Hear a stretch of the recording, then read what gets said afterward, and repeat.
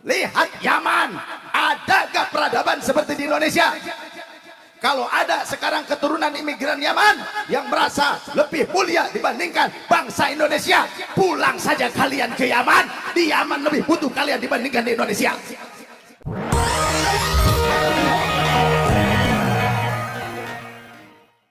Ketika memangku kedua cucunya, Rasul berkata, innahuma la sayyida syababi ahlil jannah. Sesungguhnya kedua cucuku ini adalah sayyidnya para pemuda penghuni surga. Maka yang kita hauli saat ini juga, yang senantiasa manaqibnya kita baca, Sayyidis Syarif Syekh Abdul Qadir Al-Jilani qaddasallahu sirrah. Beliau juga seorang sayyid, beliau seorang syarif, beliau adalah keluarga atau dzurriyyah Rasulullah sallallahu alaihi wasallam. Sekarang jadi pertanyaan, kenapa di Indonesia kebanyakan di mana-mana orang tuh senap manakibnya? Betul. Bahkan saya mengijazahkan manakib untuk dibaca setiap hari satu khataman. Satu khataman. Ada riyadhahnya sambil puasa 40 hari. Ketika puasa setiap hari dibaca 5 kali khataman manakib itu. Ini menjadi kebiasaan amaliyah kami, jamaah saya. Kalau hadiah ihda al-Fatihah, selalu kita menghadiahkan Fatihah juga kepada Sultanul Aulia Sayyidi Syarif Syekh Abdul Qadir Al-Jilani. Benar? Betul. Kemudian di mana-mana tawassulannya juga, Allahumma inni as'aluka wa tawassalu ilaika bi habibika sayyidina Muhammadin sallallahu alaihi wasallam wa tawassalu ilaika bi walika Syekh Abdul Qadir Al-Jilani. Selalu di mana-mana, dari zaman dulu, zaman bengen, zaman baheula, dugi ka ayeuna sampai tekaning sekian. Ini trilingual. Ya, 3 bahasa. Nah, kenapa? Apa sih jawabannya? Kenapa kok orang Indonesia senang sekali manakiban Syekh Abdul Qadir? Senang menghadiahkan Fatihah untuk Syekh Abdul Qadir. Iya, ba'da sholat selalu hadiah kepada Syekh Abdul Qadir. Kemudian juga tawassulnya kepada Syekh Abdul Qadir. Kenapa? Ternyata usut punya usut. Zaman dulu manuskrip kuno itu tersimpan rapi dan disimpan oleh dzurriyyah para wali Nusantara. Kenapa demikian? Karena para wali Nusantara, anak-anaknya, cucunya, keturunannya, mereka menjadi pejuang untuk berilya melawan para penjajah yang datang ke Nusantara.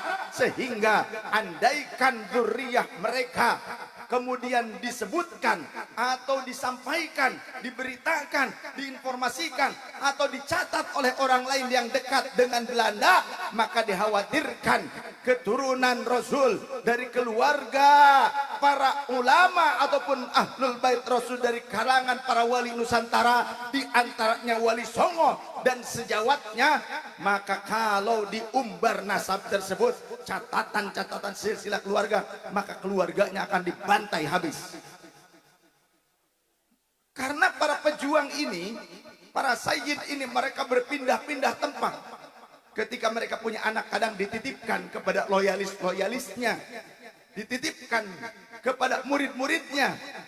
Hanya loyalisnya yang diberitahu, yang diberikan catatan-catatan nasab tersebut. Kalau ada para penjajah datang mencari keluarga pejuang ini, ditanya, ini anak siapa? Anak saya. Padahal titipan anak gurunya.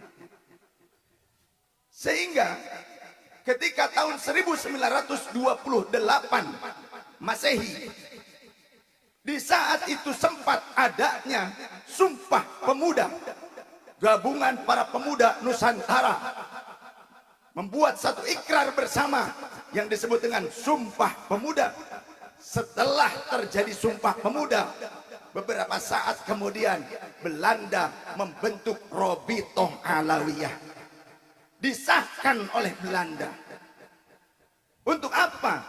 Untuk menggabungkan ataupun mewadahi turunan-turunan imigran dari Yaman dan Arab. Tadinya Syekh Ahmad Surkati juga ikut, ya. Syekh Ahmad Surkati itu muassisnya apa? Al-Irsyad. Tadinya mah gabung, tapi terjadi konflik. Karena apa? Karena banyak orang yang ada di Rabi'atul Alamin, ada beberapa orang dari turunan Yaman yang menjadi anteknya Belanda, yang kemudian bertujuan untuk apa? Untuk membantu kolonialisasi Belanda di Indonesia.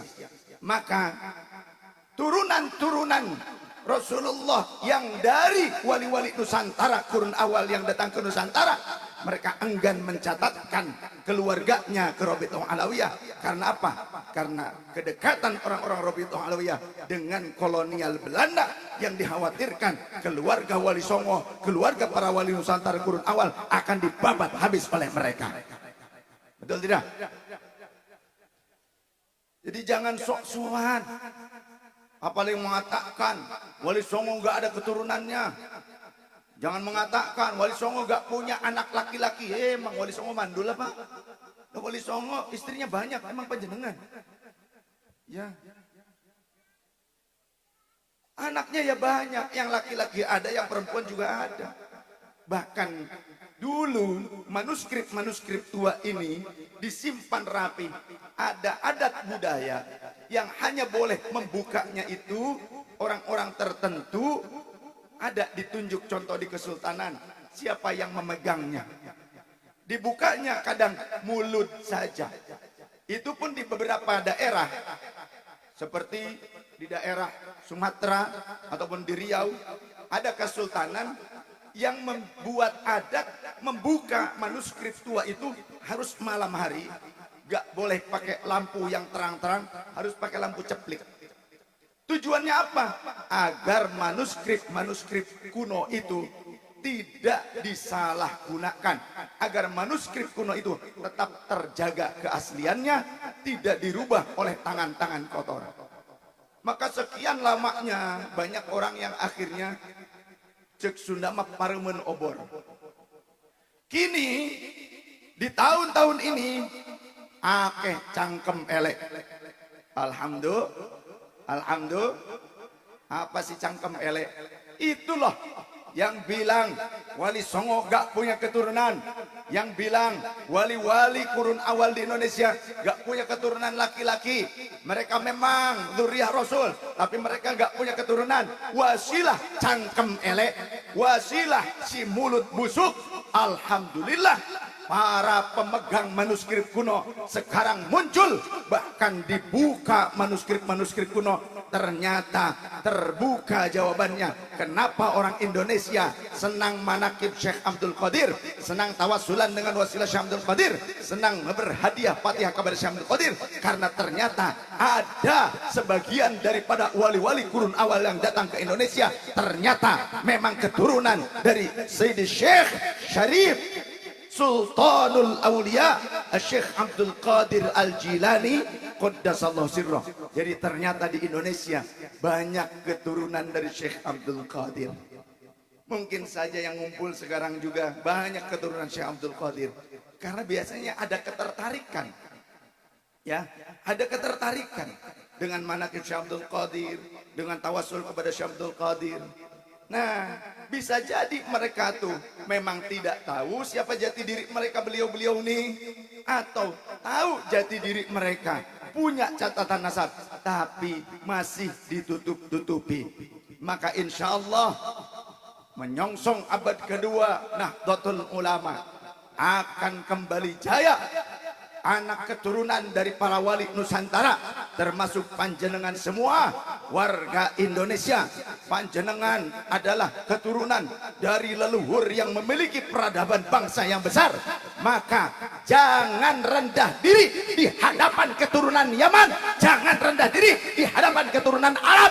Kita bangsa Indonesia, turunan Nusantara, keturunan raja-raja yang luar biasa. Betul? Lihat Yaman, adakah peradaban seperti di Indonesia? Kalau ada sekarang keturunan imigran Yaman yang merasa lebih mulia dibandingkan bangsa Indonesia, pulang saja kalian ke Yaman. Di Yaman lebih butuh kalian dibandingkan di Indonesia. Betul? Kami orang Indonesia sudah merasakan barokah leluhur kami. Indonesia makmur. Yaman bagaimana keadaannya? hancur sampai sekarang perang saudara. Jangan bawa perang Yaman ke Indonesia, betul? Kalau kalian mau pulang ke negeri kalian Yaman, alhamdulillah kami senang sekali. Betul tidak? Tuh man, udah dikepret ya.